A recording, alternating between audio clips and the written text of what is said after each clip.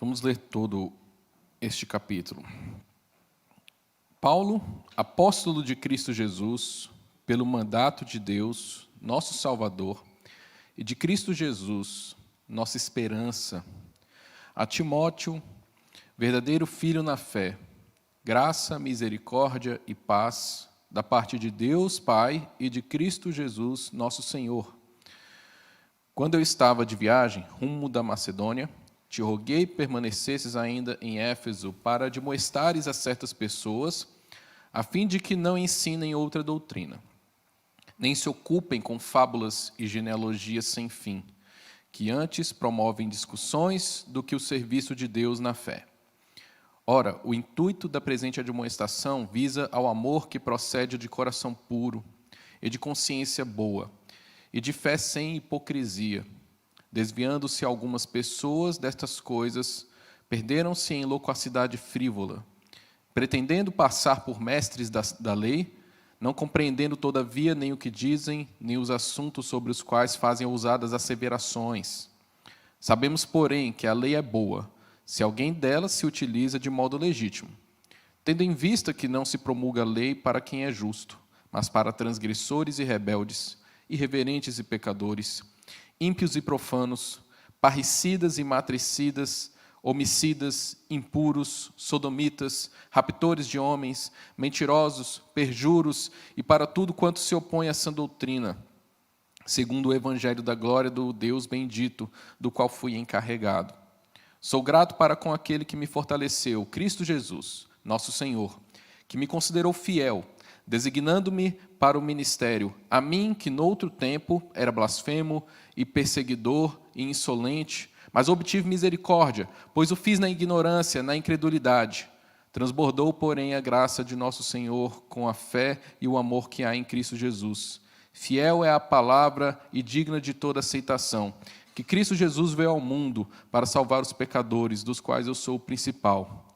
Mas por esta mesma razão me foi concedida misericórdia, para que em mim, o principal, evidenciasse Jesus Cristo a sua completa longanimidade, e servisse eu de modelo a quantos hão de crer nele para a vida eterna. Todos juntos, versos 17. Assim, ao Rei eterno, imortal, invisível, Deus único, honra e glória pelos séculos dos séculos. Amém. Este é o dever de que te encarrego, ó filho Timóteo, segundo as profecias de que antecipadamente foste objeto. Combate, firmado nelas, o bom combate, mantendo fé e boa consciência, porquanto alguns, tendo rejeitado a boa consciência, vieram a naufragar na fé. E dentre esses se contam Himeneu e Alexandre, os quais entreguei a Satanás, para serem castigados, a fim de não mais blasfemarem. Vamos orar. Pai Santo, nós nos colocamos reverentemente diante da Tua Palavra. Pedimos que o Senhor nos abençoe neste estudo, que apesar de mim, que o Senhor possa abençoar os meus irmãos e operar a edificação na nossa igreja. É o que oramos em nome de Jesus. Amém. Irmãos, o pastor Fábio, ele já fez uma boa introdução na semana passada do livro, e a introdução que o pastor Fábio deu, ela abrange bem esses dois primeiros versículos. Então, não vou me demorar neles, mas a título de introdução do nosso estudo de hoje, eu queria apenas enfatizar uma coisinha aqui. Olha só como Paulo ele se classifica. Paulo, apóstolo de Cristo Jesus. É importante a gente compreender o que significa a palavra apóstolo. O que é um apóstolo? Um apóstolo é alguém que é enviado, ele tem uma missão, ele tem um objetivo a atingir. É como se Paulo ele tivesse sido enviado por um rei, que lhe incumbiu de uma missão que é extremamente importante para um povo. Esse rei é Deus. Olha só, Paulo, apóstolo de Cristo Jesus, pelo mandato de Deus. Então, Paulo ele não se via como se ele tivesse apenas num emprego, como se fosse apenas um meio que ele arrumou para ganhar a vida.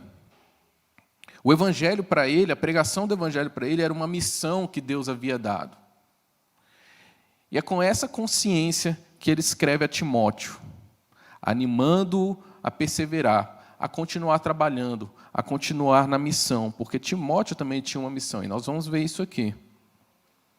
Bom, o senso de missão, irmãos, ele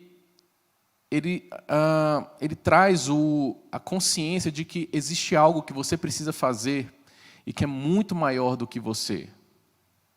Paulo tinha essa consciência, porque o mandato era de Deus, o mandato vinha do alto, não era algo que surgiu no coração dele, não era só um gosto, não era só um sonho de vida dele. Muito pelo contrário, nós vamos ver um pouquinho mais à frente, muito longe de ser um sonho de vida de Paulo. Paulo ele sequer imaginava, antes de se converter, imaginava que um dia estaria pregando o Evangelho de Cristo Jesus.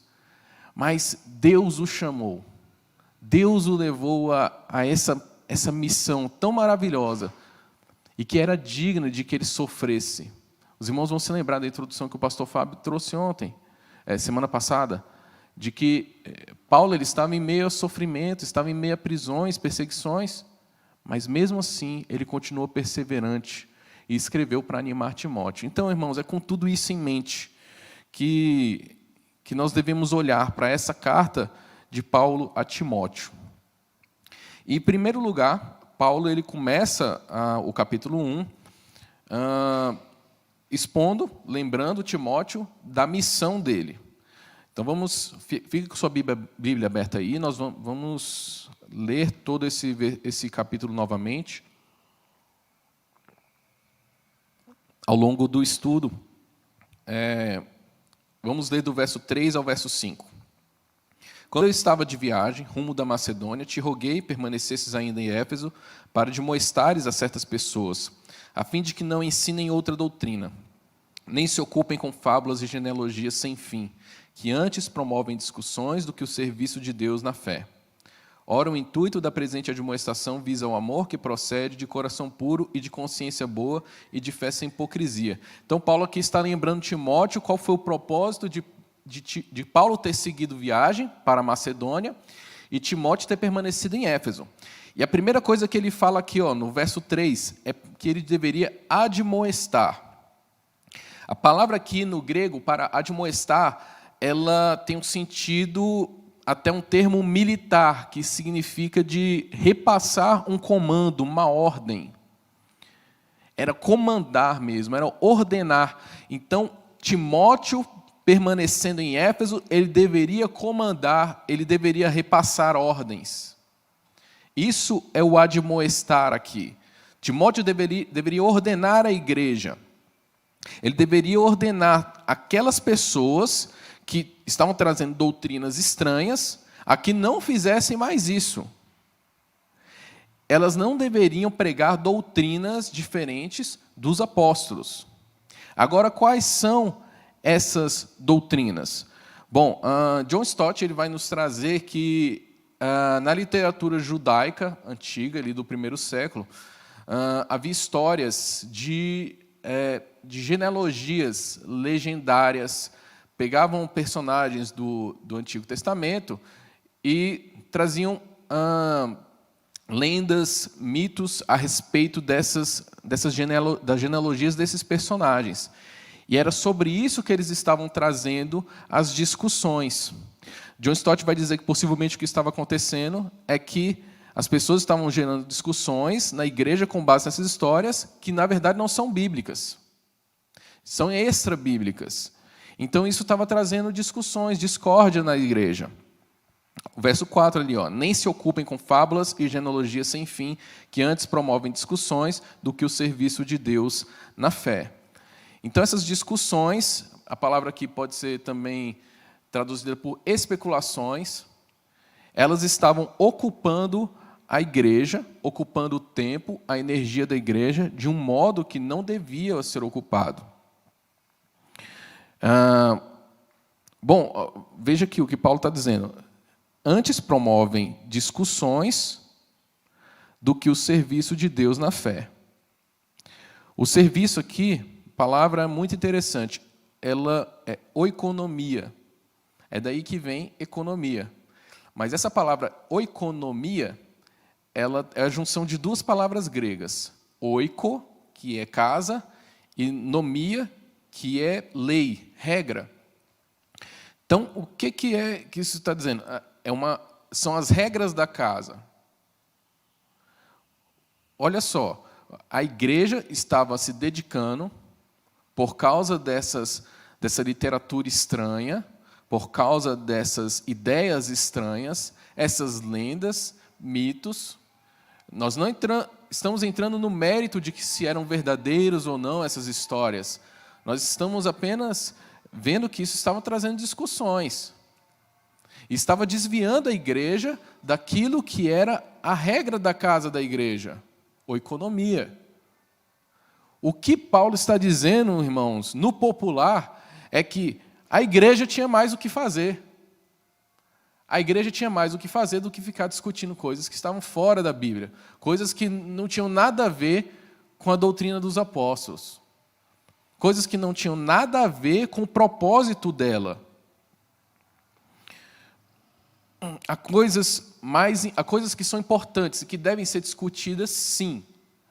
A gente não pode pensar também que a gente não deve discutir nada, não deve perder tempo com teologia, não deve perder tempo com sã doutrina. Não, há coisas que são realmente muito importantes. A gente vê, por exemplo... Perdão, irmão, deixa eu tomar um pouquinho mais de água.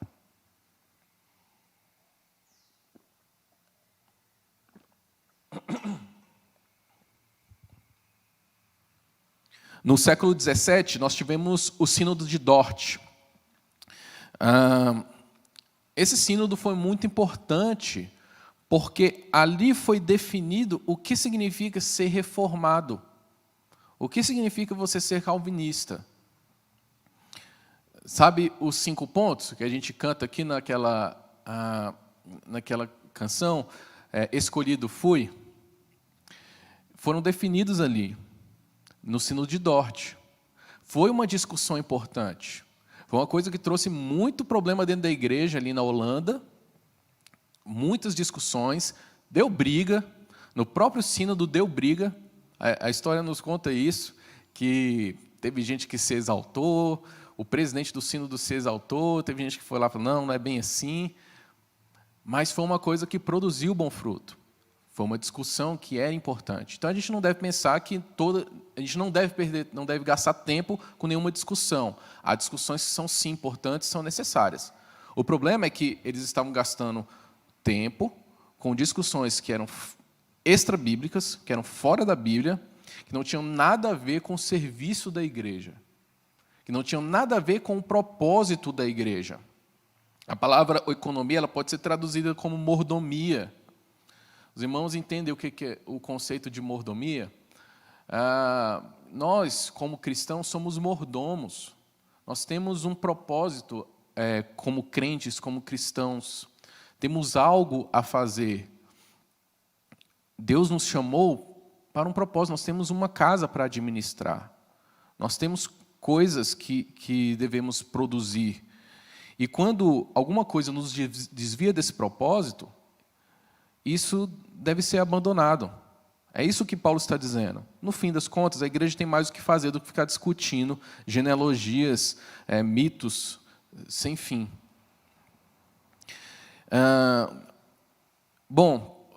Timóteo deveria, então, admoestar essas pessoas que estavam trazendo doutrinas diferentes dos apóstolos. Timóteo ficou como pastor na congregação, naquela congregação de Éfeso. E o trabalho do pastor, meus irmãos, em uma congregação, ainda hoje, é manter a igreja focada naquilo que é o propósito dela, que é a glória de Deus. É manter a igreja focada naquilo que realmente importa. Não permitir que a igreja se desvie dos seus caminhos, não permitir que a igreja desvie sua atenção para coisas que são perda de tempo. Coisas que são perda de tempo, que deveria ser dedicado, e energia também, que deveria ser dedicada na glória de Deus, no que é o propósito da igreja. O pastor, então, para isso, ele deve comandar, ele deve ordenar, ele tem que impedir, ele tem que repreender. Ele tem que usar a autoridade que foi conferida a ele pelo presbitério e, em última instância, por Deus.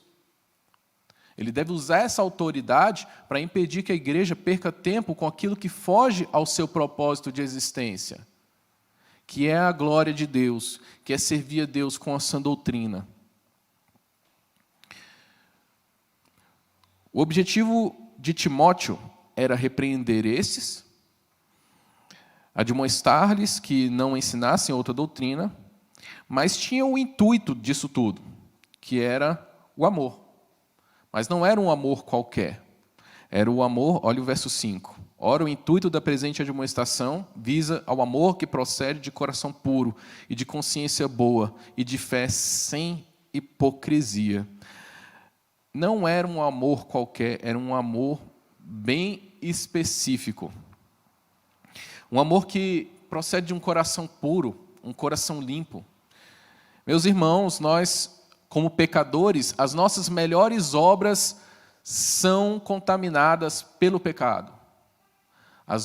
Aquilo que nós fazemos de melhor é contaminado pelos intentos impuros do nosso coração. Mas o amor a que Timóteo deveria levar à igreja de Éfeso era um amor oriundo de um coração puro.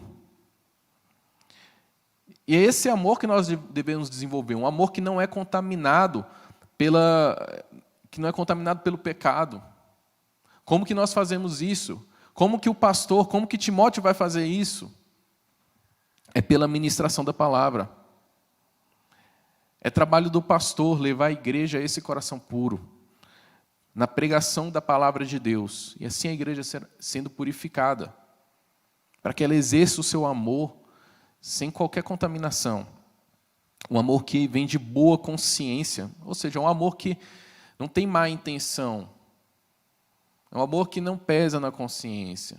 É um amor que você fez de uma maneira realmente altruísta. Você sabe que você fez aquilo por amor mesmo. Um amor que é sem hipocrisia. Um amor que é fruto de uma fé verdadeira. Alguém que realmente crê. Alguém que realmente crê na palavra de Deus. Esse é o amor que deve ser desenvolvido na igreja, e o trabalho do pastor na igreja é levar a igreja a desenvolver isso, por meio do seu ministério da pregação, fiel da palavra de Deus. Bom, então essa era a missão de Timóteo.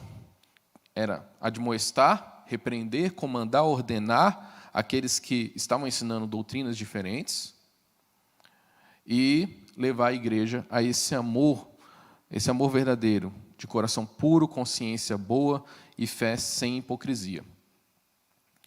Bom, em segundo lugar, Paulo vai falar do inimigo a ser combatido.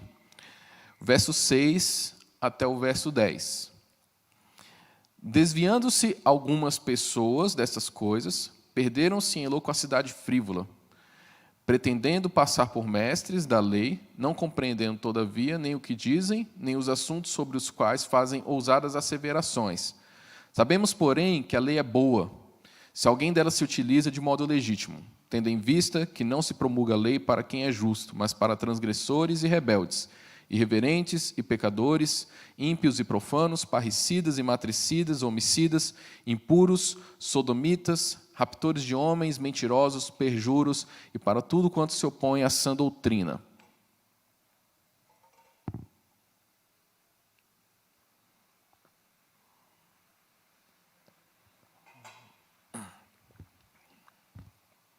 Paulo então começa aqui a classificar, a mostrar como que eram essas pessoas que estavam ensinando doutrinas estranhas, doutrinas diferentes dos apóstolos.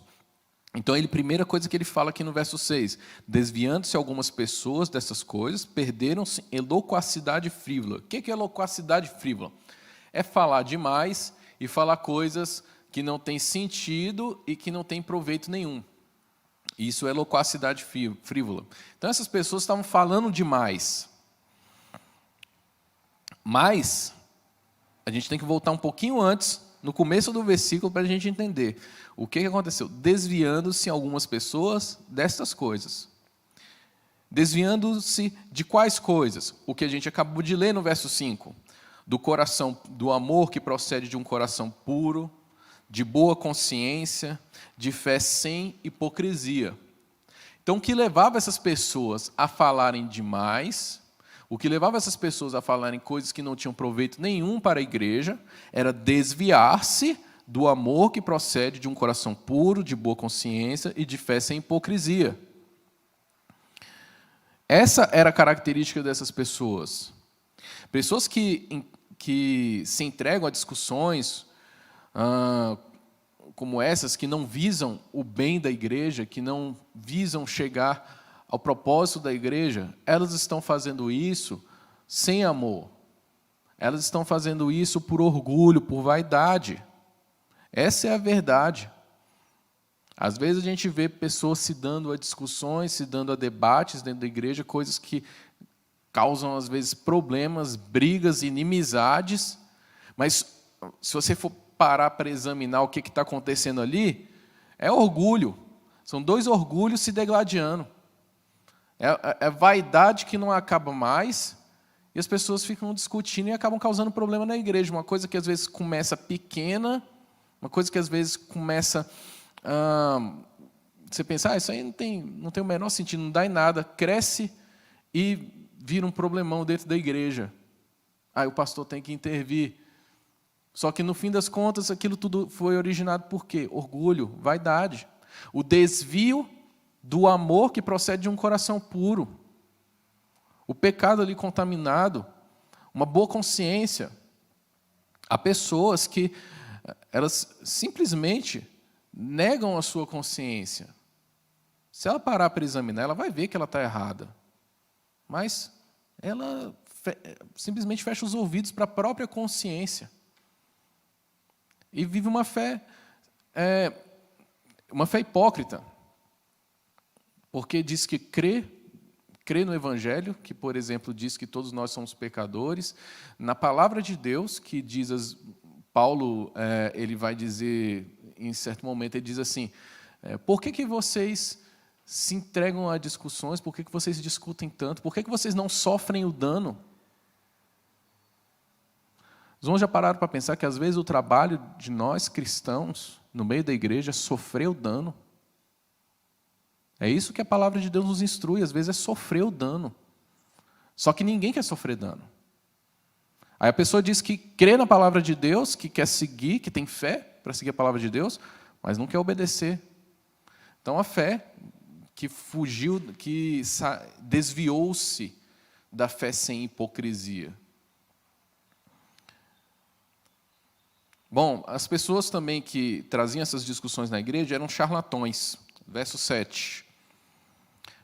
Pretendendo passar por mestres da lei, não compreendendo, todavia, nem o que dizem, nem os assuntos sobre os quais fazem ousadas asseverações. Nós vivemos um tempo, irmãos, que a gente vê muitas heresias, tem heresia para todo lado, para todos os gostos, literalmente. Tem doutrinas para tudo que você quiser. Tem igreja que vai ser a favor, tem igreja que vai ser a favor do homossexualismo, vai dizer que não tem nada, chega a esse ponto. Tem igreja que diz que a Bíblia não é a palavra de Deus, você quer ouvir profecia, você vai ouvir profecia, tudo que você quiser ouvir, você pode ouvir. Mas isso tudo também tem uma origem, que a gente tem que voltar lá no verso 6. Desviando-se algumas pessoas destas coisas. Tem muita gente, irmãos, que pretende passar por mestre da lei, mas, na verdade, isso tudo teve origem no desvio do amor de coração puro, boa consciência e fé sem hipocrisia. Essas pessoas, elas pretendem passar por mestres da lei, mas elas não compreendem, elas não compreendem nem o que dizem, nem os assuntos sobre os quais fazem ousadas asseverações. Tem muita gente que se dá a doutrinas estranhas, saem da sã doutrina, mas ela não está ali buscando a verdade. Ela não está ali buscando a verdadeira doutrina da palavra de Deus, o verdadeiro evangelho, a doutrina dos apóstolos. Isso é um grande problema, quando a gente resolve sair de uma igreja ou de outra, simplesmente porque a gente não gostou de algo que ouviu. Quando nós deveríamos estar buscando a verdadeira doutrina da igreja, a verdadeira doutrina bíblica, a verdadeira palavra de Deus sendo pregada. Quando nós fazemos isso, quando as pessoas fazem isso, elas aderem a doutrinas estranhas, por motivo de não estar buscando a verdade da palavra de Deus, elas estão fazendo isso aqui, desviando-se do amor que procede de coração puro, do amor que procede de uma boa consciência, de uma fé sem hipocrisia. E mais ainda, irmãos, doutrinas fora da palavra de Deus, doutrinas estranhas à palavra de Deus, em geral, elas são fruto do que Paulo está dizendo aqui. Essas pessoas não compreendem nem o que dizem, nem os assuntos sobre os quais fazem ousadas asseverações. Uma pessoa que procura justificar homossexualidade, às vezes ideias atuais, que são oriundas do feminismo, que é uma coisa muito comum hoje, quando as mulheres elas rejeitam o ensino bíblico de que o marido deve ser a cabeça do lar, o líder em sua casa, e que a mulher deve ser submissa a ele. Então, há muitos ensinos que vão contrariar o que a palavra de Deus diz, e fazem um verdadeiro malabarismo teológico, intelectual, para explicar aquilo que ele está tentando colocar na palavra de Deus, somente por causa do seu orgulho, só que isso é facilmente refutável, porque quando você vai analisar, a pessoa simplesmente não está entendendo nada do que a palavra de Deus está dizendo. Muitas falácias estão nessas doutrinas estranhas. Muitas falácias estão nessas heresias. Essas pessoas relativizam a palavra de Deus, trazem dados incorretos, dados que, se você for analisar, não fazem o menor sentido. Uma coisa que muita gente diz, por exemplo, é o mais comum, né? É sobre o que eu acabei de falar, da questão da submissão da mulher. Falam que Paulo escreveu aquilo para aquele tempo. Não se aplica para nós hoje é diferente as coisas. Não, mas não é bem assim. A palavra de Deus ela é atemporal. O que Paulo está dizendo aqui não é uma coisa que ele está dizendo naquele contexto. É algo que ele está dizendo para a igreja de Deus. Então as pessoas não entendem o que a palavra de Deus está dizendo e tomam isso como verdade. São charlatões que trazem heresias para a igreja e causam divisões. Outro exemplo aqui também que eu separei, a gente vê um ateu comum, as pessoas que se dão ao ateísmo. Normalmente, essas pessoas elas aderem a um ateísmo porque elas pensam que isso é uma postura mais intelectualmente elevada. Elas pensam que isso é leve intelectualmente, mas, na verdade, a única coisa que está acontecendo é que ele está aderindo ao que... ele está buscando a aprovação do que é majoritário no ambiente acadêmico. Então, veja, o que pauta essas pessoas não é a busca da verdade, não é a busca de entendimento verdadeiro das circunstâncias, busca de entendimento verdadeiro se Deus existe ou não. Mas eles estão buscando apenas a aprovação de pessoas que são inimigas do cristianismo e que se autodenominam comunidade científica.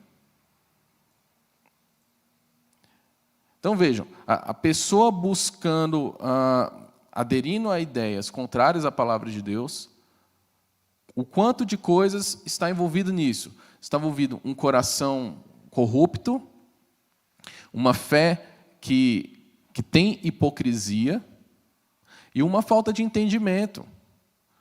Porque os argumentos dos ateus também são refutáveis. Não,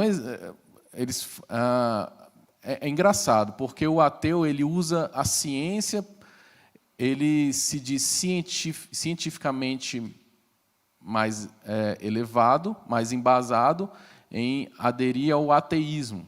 Só que a ciência não prova a inexistência de Deus. Ele fala, a ciência não pode provar, você não pode provar a existência de Deus, mas ele também não pode provar que Deus não existe. Então veja que há uma falta de entendimento nisso. É o que Paulo está dizendo aqui.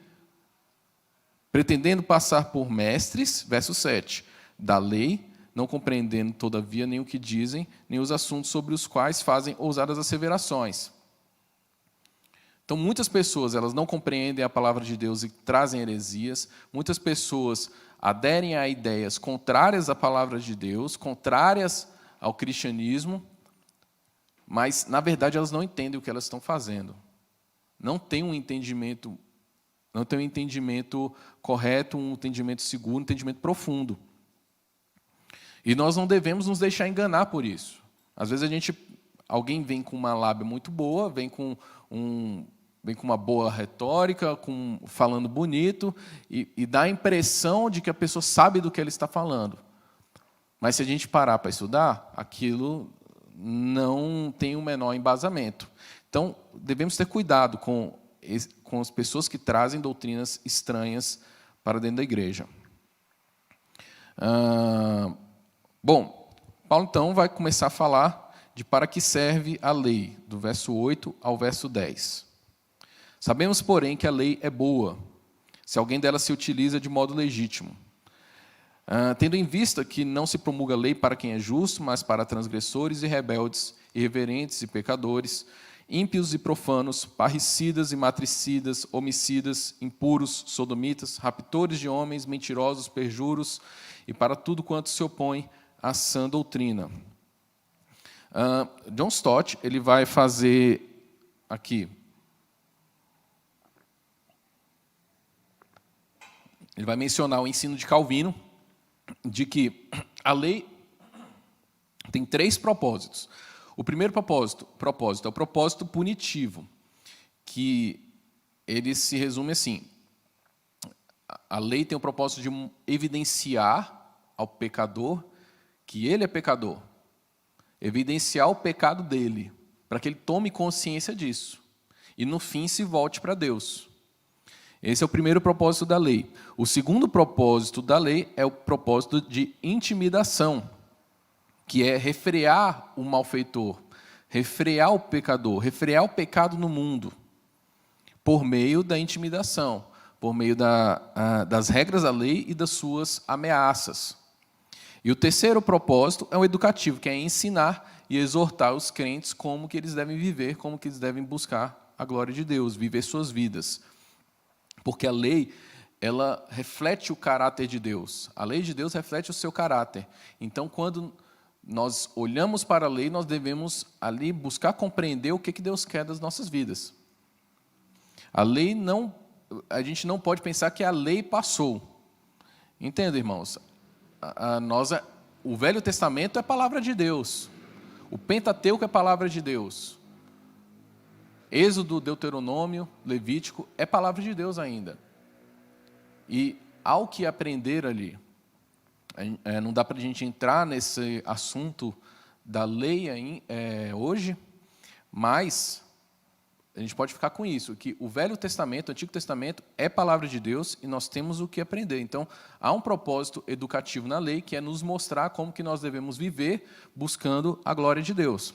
Mas Paulo aqui está evidenciando o segundo propósito da lei, segundo Calvino, que é o propósito de intimidação, que é para refrear os malfeitores, refrear o pecado no mundo, por meio de suas regras e ameaças. Então, ele vai dizer que a lei, ela serve, ela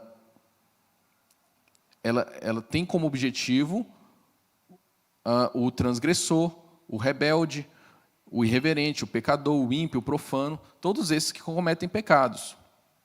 Ele está evidenciando esse propósito da lei, o caráter intimidatório da lei. Eu não vou me deter aqui nesses pecados específicos que Paulo menciona, porque ia precisar de muito tempo, mas pode ficar aí para a meditação dos irmãos. Bom, é interessante a gente notar, irmãos, que Paulo ele coloca na lista dele, desses pecados, no finalzinho ali, tudo quanto se opõe à sã doutrina. Só que a gente pode se perguntar, que sã doutrina é essa? O que vem a ser essa sã doutrina? E isso vai para o nosso próximo ponto do nosso estudo, que é quando Paulo ele começa a expor o evangelho que é digno da missão de Timóteo. Olha o verso 11. Segundo o evangelho da glória do Deus bendito, do qual fui encarregado. Então, a sã doutrina, no verso 10, tudo quanto se opõe à sã doutrina, verso 11, segundo o evangelho da glória do Deus bendito, do qual fui encarregado. Então, o que vem a ser a sã doutrina? A sã doutrina é o evangelho da glória do Deus bendito, do qual Paulo foi encarregado. A gente pode pensar que Paulo está sendo presunçoso aqui. Paulo está sendo presunçoso, ele está dizendo, não, a sã doutrina é a minha sã doutrina. Se Paulo vivesse nos nossos tempos hoje, com certeza ele ia sofrer muita oposição, ele ia sofrer muito preconceito por isso, iam achá-lo presunçoso, orgulhoso, iam desprezá-lo por causa disso. Mas só tem duas possibilidades. Se Paulo estava mentindo, realmente ele está sendo presunçoso. Agora, se ele está falando a verdade de que o evangelho que ele prega, o evangelho do qual ele foi encarregado, ele veio realmente de Deus, é o evangelho da glória do Deus bendito, é a verdadeira sã doutrina, então só nos cabe nos curvar. Se Paulo realmente estava falando a verdade, nos cabe apenas nos curvar e obedecer esse evangelho. Isso é muito sério. Isso, ou Paulo ele era um louco, aqui cabe o mesmo argumento de C.S. Lewis quando ele fala de Jesus, né? Ou Paulo ele era um louco, era um impostor, era um verdadeiro canalha que estava enganando as pessoas, ou ele era realmente um emissário de Deus, ou ele era realmente um apóstolo de Deus, alguém que foi encarregado da sã doutrina. Isso é muito sério, porque aqui que está o embasamento para tudo no cristianismo que a gente vive como cristãos evangélicos, protestantes, reformados. Porque nós olhamos para a palavra de Deus, olhamos para a doutrina paulina e falamos, é só isso aqui que é a palavra de Deus, nada mais serve. Então nós temos que nos aprofundar nisso aqui. A única palavra, o único homem, os homens que foram encarregados dessa sã doutrina foram os apóstolos de Deus, os apóstolos de Cristo. Não existem apóstolos hoje, não existiram apóstolos depois. Eles trouxeram a sã doutrina. Então nós temos que olhar para isso com muita seriedade, porque a doutrina de Paulo é a doutrina de Deus, é a sã doutrina, é o evangelho da glória do Deus bendito. É o evangelho que Paulo prega. Bom, e Paulo ele vai falar bastante sobre esse evangelho agora. Do verso 12 ao verso 17. Sou grato para com aquele que me fortaleceu, Cristo Jesus, nosso Senhor, que me considerou fiel, designando-me para o ministério. A mim, que noutro tempo era blasfemo e perseguidor e insolente, mas obtive misericórdia, pois o fiz na ignorância, na incredulidade. Transbordou, porém, a graça de nosso Senhor com a fé e o amor que há em Cristo Jesus. Fiel é a palavra e digna de toda aceitação, que Cristo Jesus veio ao mundo para salvar os pecadores, dos quais eu sou o principal. Mas por esta mesma razão me foi concedida misericórdia, para que em mim, o principal, evidenciasse Jesus Cristo a sua completa longanimidade, e servisse eu de modelo a quantos hão de crer nele para a vida eterna. Assim ao Rei eterno, imortal, invisível, Deus único, honra e glória pelos séculos dos séculos.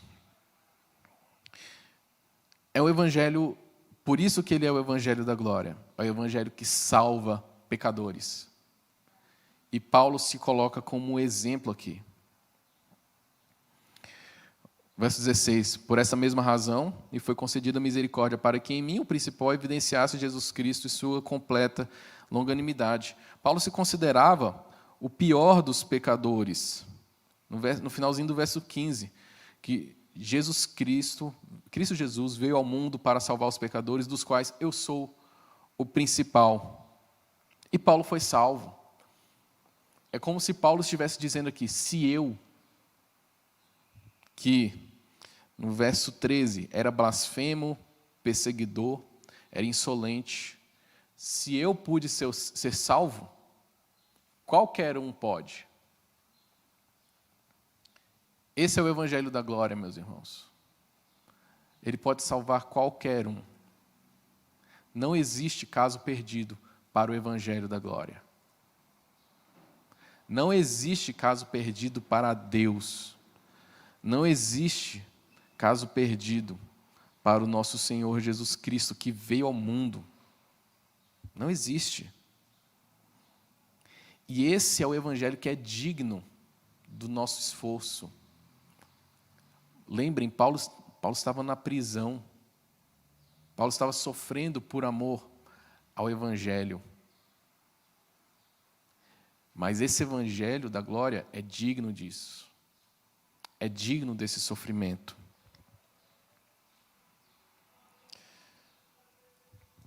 Eu quero perguntar a você, meu irmão. Você já parou para pensar no Evangelho dessa forma? Já parou para pensar dessa forma no Evangelho? Paulo ele vem falando do Evangelho e é como se ele não aguentasse. E no verso 17, ele simplesmente emite uma profusão, um louvor. E ele fala ao Rei eterno, imortal, invisível, desúnico, honra e glória pelos séculos dos séculos. Amém. Porque o Evangelho maravilhava ele. O Evangelho que salva pecadores maravilhava Paulo. E você já pensou assim com relação ao Evangelho? O que você sente quando você pensa que você foi salvo? O que você sente quando você pensa que Jesus veio ao mundo para te salvar? Isso não dá um frio na espinha? Não dá um friozinho na barriga? Que o próprio Deus se encarnou? O que Paulo está dizendo aqui, que Cristo Jesus veio ao mundo, ele está dizendo isso. O próprio Deus se encarnou, se humilhou, tomou forma humana. Uma forma desprezível. Com toda a glória que ele tinha, ele se encarnou. Se fez como nós. Para quê? Para nos salvar. Isso deve nos maravilhar. Isso deve nos fazer como Paulo aqui e dizer o louvor ao Rei eterno, imortal, invisível, Deus único, honra e glória pelos séculos dos séculos. Amém. Quando pensamos nisso, nossa única reação devia ser essa: louvar a Deus. Louvado seja o nome de Deus. Mas às vezes, irmãos, nós somos indiferentes com relação a isso. O que falta é o que a gente pode chamar de convicção de pecado. Quando Paulo diz, Cristo veio ao mundo para salvar pecadores, dos quais eu sou o principal, ele está expondo isso, explicitando isso. Convicção de pecado. É isso que nos falta às vezes. É percebermos o quanto somos pecadores, o quanto somos indignos de termos sido salvos por esse Deus, o Rei da Glória, que se encarnou. Quando a gente tem a convicção de pecado, a gente percebe a nossa pecaminosidade. Isso eleva a graça de Deus. Isso nos faz entender o tamanho da graça e do amor de Deus. É por isso que Paulo emite esse louvor no verso 17, porque ele entende muito bem a graça de Deus e o amor de Deus. E nós precisamos buscar isso. Quando nós temos convicção de pecados, irmãos, nós nos consideramos, cada um, o pior dos pecadores, como Paulo se considerou. O pior dos pecadores. Por quê? Porque a gente, olha, eu não conheço os pecados interiores de nenhum dos irmãos aqui, mas eu conheço os meus pecados interiores. Então, eu não tenho como avaliar os outros irmãos, então eu acho que eu sou o pior dos pecadores. E a convicção de pecado, ela é assim. A gente tendo consciência de nós mesmos, da nossa pecaminosidade, de como somos falhos, da nossa maldade, da maldade que está dentro de nós, e reconhecendo que nós somos vis pecadores e vendo que nós somos os piores pecadores. Isso vai nos fazer entender bem o amor de Deus, o que significou para Deus vir ao mundo e morrer para nos salvar. Reconhecer o nosso pecado, ter a convicção de pecado. Não podemos, então, irmãos, tratar com indiferença o Evangelho e saber que Cristo nos salvou. Isso não pode ser indiferente. Não pode ser uma coisa corriqueira na nossa vida. Cada vez que você pensar que você é um salvo, cada vez que você entrar aqui na igreja e você pensar que Jesus te salvou, isso tem que te trazer temor ao seu coração. Isso tem que mexer com você. Tem que mexer com o seu interior. Você não pode sair daqui indiferente. Toda vez que você entra na igreja. Bom, então Paulo ele vai passar a falar sobre a missão de Timóteo e mostrar que essa missão é uma batalha. Verso 18 ao 20. Este é o dever de que te encarrego, ó filho Timóteo, segundo as profecias de que antecipadamente foste objeto. Combate firmado nelas o bom combate, mantendo fé e boa consciência, porquanto alguns, tendo rejeitado a boa consciência, vieram a naufragar na fé. E dentre esses se contam Himeneu e Alexandre, os quais entreguei a Satanás para serem castigados, a fim de não mais blasfemarem.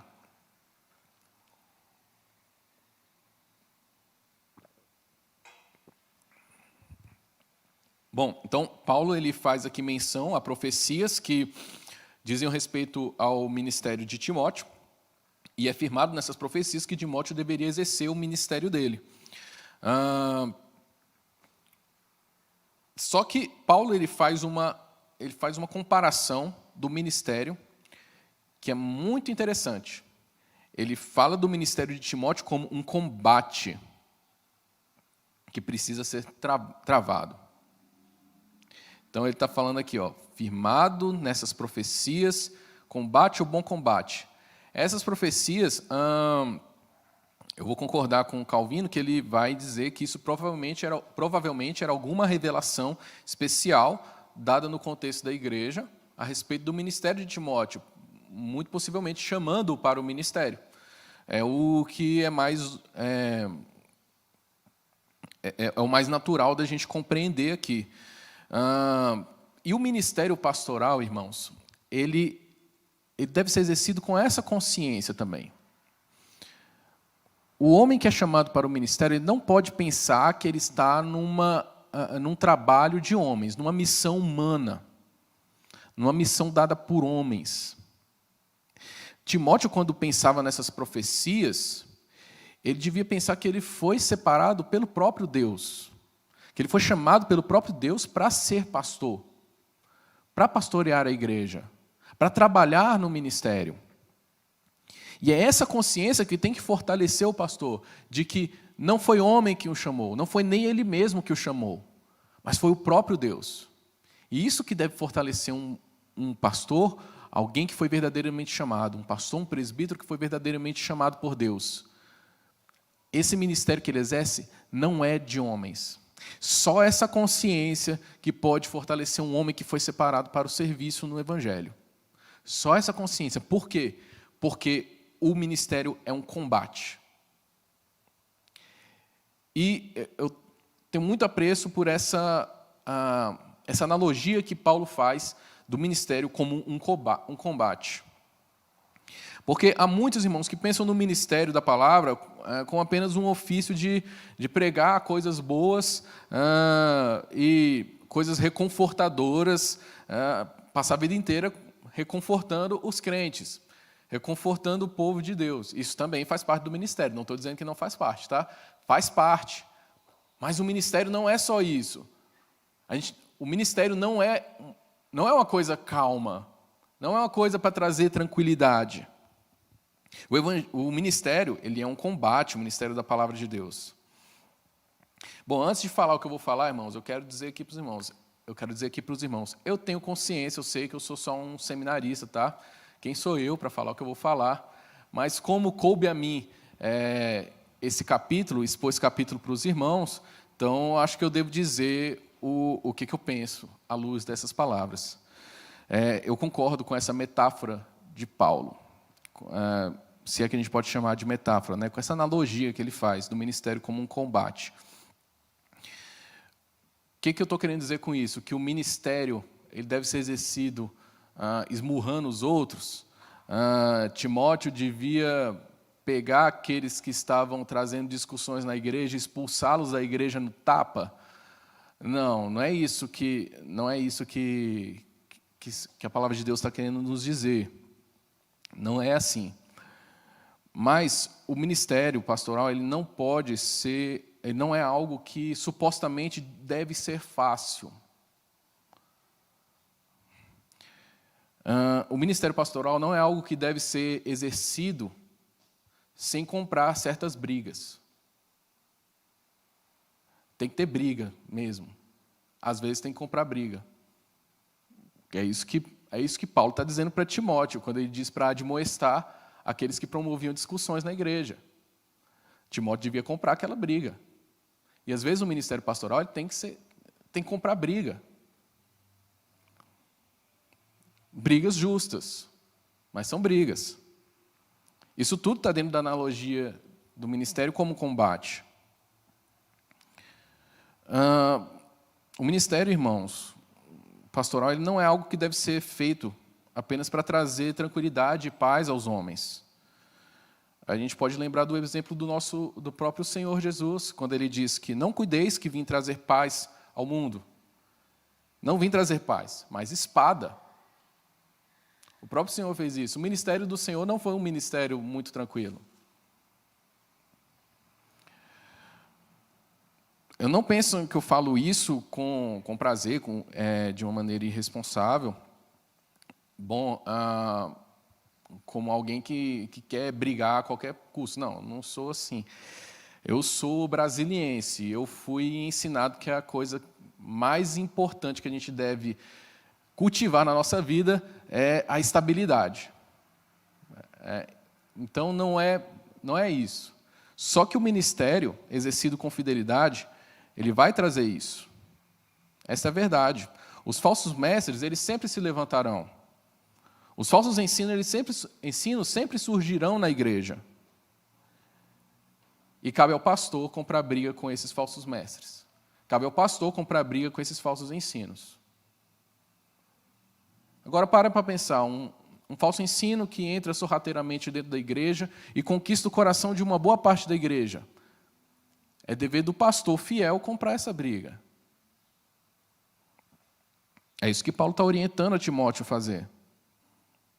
Então, Paulo está animando Timóteo a comprar essas brigas, a combater, que é um bom combate. É o bom combate pelo Evangelho, o Evangelho da glória. Combates, irmãos, não são fáceis, não são prazerosos. Mas, quando esses combates são justos e necessários, eles trazem paz no longo prazo e trazem crescimento para a igreja. Stott vai dizer o seguinte, com certeza defender a verdade de Deus que foi revelada contra aqueles que a negam ou a distorcem e destruir fortalezas do erro é envolver-se num combate perigoso e difícil, o que exige armas espirituais, em especial a espada do Espírito, que é a palavra de Deus. Bom, eu acredito, irmãos, também que a igreja, com a mentalidade de paz, principalmente no último século, ela se deixou levar pelo politicamente correto e se permitiu ser colocada numa posição e que o mundo ficasse como está, numa posição ruim, e que o mundo ficasse como está. Nós negamos combates nas esferas culturais, e hoje, o que acontece? Os nossos filhos, eles fazem 15, 16 anos e se tornam ateus. Isso por quê? Porque a igreja não soube combater com a pregação ateísta que recebem na escola. É um combate. Os nossos jovens, eles preferem os prazeres a ter uma vida significativa que glorifiquem a Deus, às vezes. Não estou falando de modo geral, mas isso acontece demais. Os homens não querem mais casar, as mulheres não querem mais ter filhos. Isso porque nós permitimos, a igreja permitiu que isso chegasse a esse ponto. A igreja ela é sufocada pelo Estado, está sendo sufocada pelo Estado. Nós somos perseguidos e somos massacrados na esfera cultural. E se a gente grita um ai de dor, reclama um pouquinho, a gente é chamado de intolerante, a gente é chamado de homofóbico, de racista. Isso por quê? Porque a gente teve uma mentalidade de paz e permitiu que a situação chegasse a esse ponto. Então eu vejo que a igreja ela precisa realmente travar esse combate. Porque senão a igreja vai ser sufocada. Porque senão a sã doutrina vai ser perdida. Bom, se nós quisermos ter uma igreja que realmente faça diferença, irmãos, na sociedade, uma igreja que realmente transforme a cidade em que nós estamos, uma igreja que transforme realmente vidas, nós precisamos travar certos combates. Bom, finalizando agora, no verso 19, como que a gente sabe se a gente está combatendo da maneira certa? Como que a gente sabe? É a boa consciência. Vamos lá no verso 19. Ixi, sumiu aqui. Ixi, foi lá. Mantendo fé e boa consciência. É a orientação de Paulo para Timóteo. Mantenha a fé e mantenha a boa consciência. É assim que Timóteo vai saber. Veja que ele está remetendo ao que ele próprio ensinou a Timóteo a levar à igreja. O amor que provém de uma fé sem fingimento, uma boa consciência. E ele diz aqui, porquanto alguns sendo rejeitado a boa consciência, vieram a naufragar na fé. Então devemos ter uma boa consciência, sabedores de que estamos cumprindo realmente o propósito de Deus, de que estamos realmente cumprindo aquilo para o que fomos chamados, que é a glória de Deus. É assim que nós vamos saber se nós estamos no caminho certo, de que se as brigas que nós estamos comprando são brigas certas. Por último, no verso 20, Paulo vai falar aqui sobre Himeneu e Alexandre. Dentre esses se contam Himeneu e Alexandre, os quais entreguei a Satanás para serem castigados, a fim de não mais blasfemarem. Isso aqui nos mostra, irmãos, que às vezes divisões ocorrem. A disciplina eclesiástica precisa funcionar. É isso que ocorreu aqui. Paulo os entregando a Satanás era a disciplina eclesiástica da autoridade que Paulo tinha. Os entregou a Satanás. E a disciplina eclesiástica ela precisa funcionar. E isso não pode ser estranho à igreja. Nada que está na palavra de Deus pode ser estranho a nós. Se alguém precisar de disciplina, um dia, o que ocorre, infelizmente ocorre numa igreja, sempre ocorreu e vai continuar ocorrendo, isso não deve nos estranhar, mas nós devemos glorificar a Deus por termos uma disciplina eclesiástica fiel à palavra de Deus funcionando. Como eu disse, combates doem, combates machucam, mas às vezes são necessários para que nós preservemos a sã doutrina. Terminando, concluindo agora, eu queria só voltar, irmãos, para o terceiro ponto sobre o Evangelho da Glória. Bom, algumas coisas que a gente falou, principalmente nessa última parte, são duras, são difíceis. São difíceis especialmente de seguir. Eu sei que normalmente a gente quer apenas viver uma vida tranquila, a gente quer uma igreja pacífica, tranquila, a gente só quer que todo mundo fique feliz. A gente não é que nem o Davidson, que fica procurando treta, né? Espero que ele esteja assistindo ali. Mas, olhem para o evangelho que pregamos, que é o evangelho da glória, o evangelho que salva pecadores, o evangelho que te salvou, mesmo você sendo indigno. O evangelho que pode salvar muito mais pessoas, o evangelho que transforma vidas. Olhe para esse evangelho, porque esse evangelho é digno disso. Esse evangelho é digno desse combate. O evangelho é digno de a gente suportar cara feia, bico. É digno de a gente suportar xingamento, doença, prisão, perseguição e até a morte. Porque esse evangelho é maior do que nós. Esse evangelho é maior do que qualquer um aqui, é maior do que o pastor, é maior do que eu. Esse evangelho é mais importante do que tudo. É o evangelho da glória do nosso Rei, o Senhor Jesus, que nos salvou. Amém?